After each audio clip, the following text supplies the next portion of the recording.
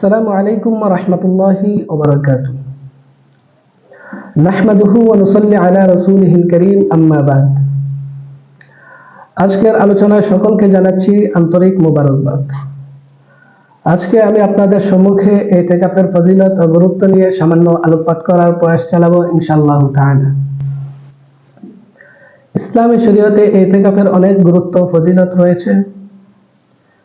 আল্লাহ পাক রব্বুল আলামিন পবিত্র কোরআনে বলেন, وعهدنا إلى إبراهيم وإسماعيل أن طهر بيتي للطائفين والعاكفين والركع السجود। আল্লাহ তাআলা বলেন, আমি ইব্রাহিম ও ইসমাঈল আলাইহিস সালামকে নির্দেশ করেছি তারা যেন আমার ঘরকে তওয়াফ আদায়কারী এবং ইতিকাফ আদায়কারীর জন্য পবিত্র করে। অন্তরকে একমাত্র আল্লাহ পাক রব্বুল আলামিনের দিকে মনোনিবেশ করার জন্য ইতিকাফ এক চমৎকার প্রশিক্ষণ। সুন্নাত সম্মত পন্থায় দুনিয়া বিরাগী হওয়া এবং লাইলাতুল কদর তালাশ করার ক্ষেত্রে ইতিকাফের কোনো বিকল্প নেই। রাসূল আকরাম সাল্লাল্লাহু আলাইহি ওয়াসাল্লাম প্রতি বছর রমজান মাসে ইতিকাফ করতেন। বুখারী শরীফের 2026 নম্বর হাদিস হযরত আয়েশা রাদিয়াল্লাহু তাআলা আনহা থেকে বর্ণিত, কানা রাসূলুল্লাহ সাল্লাল্লাহু আলাইহি ওয়াসাল্লাম ইয়াতাকিফু আশরাল আওয়াখির মিন রমাদান হাত্তা তাওফাহুল্লাহ। তিরমিজি শরীফের 790 নম্বর হাদিস হযরত আয়েশা রাদিয়াল্লাহু তাআলা আনহা থেকে বর্ণিত, আন্না নবী সাল্লাল্লাহু আলাইহি ওয়াসাল্লাম কানা ইয়াতাকিফু আশরাল আওয়াখির মিন রমাদান হাত্তা কবাদাহুল্লাহ। যে নবী করিম সাল্লাল্লাহু আলাইহি ওয়াসাল্লাম মৃত্যু পর্যন্ত ইতিকাফ করেছেন।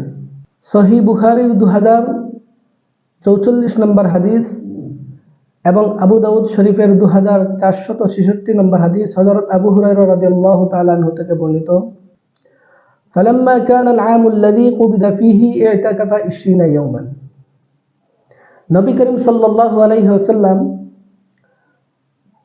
প্রতি বছর রমজান মাসে ইতিকাফ করতেন, কিন্তু আল্লাহ রাসূল যেই বছর ইন্তেকাল করেছেন ওই বছরের রমজান মাসে আল্লাহ রাসূল 20 দিন ইতিকাফ করেছেন।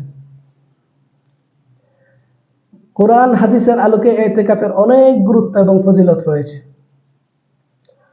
বুখারী শরীফের 813 নম্বর হাদিস, নবী করিম সাল্লাল্লাহু আলাইহি ওয়াসাল্লাম লাইলাতুল কদর তালাশ করার জন্য পুরা রমজান মাস ইতিকাফ করেছেন। ইতিকাফা রাসূলুল্লাহ সাল্লাল্লাহু আলাইহি ওয়াসাল্লাম আশরাল আওয়ালি মিন রমাদান ফাতাকাফনা মাহু। নবী করিম সাল্লাল্লাহু আলাইহি ওয়াসাল্লাম রমজানের প্রথম দশকে ইতিকাফ করেছেন, তার সাথে সাহাবায়ে কেরামও ইতিকাফ করেছেন। ফাআতাহু জিবরিল আলাইহিস সালাম, জিবরাইল আলাইহিস সালাম এসে আল্লাহ রাসূলকে জিজ্ঞাসা করেছেন যে আপনি কি লাইলাতুল কদর তালাশের জন্য ইতিকাফ করেছেন? আল্লাহ রাসূল বললেন হ্যাঁ। তখন জিবরাইল আলাইহিস সালাম জবাবে বললেন, ইন্নাল্লাযী তাতলুবু আমামাক, আপনি যা তালাশ করছেন তা আপনার সামনে।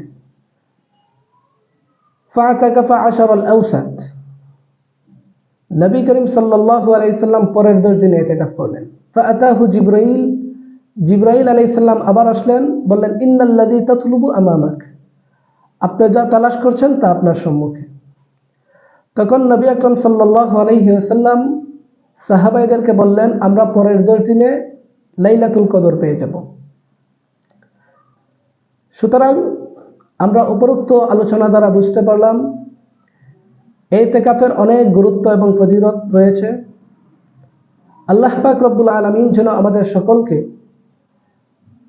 প্রতি বছর রমজান মাসে ইতিকাফ করার তৌফিক দান করেন। আমিন সুম্মা আমিন। ওয়া আখির দাওয়া আনিল হামদুলিল্লাহি রাব্বিল আলামিন।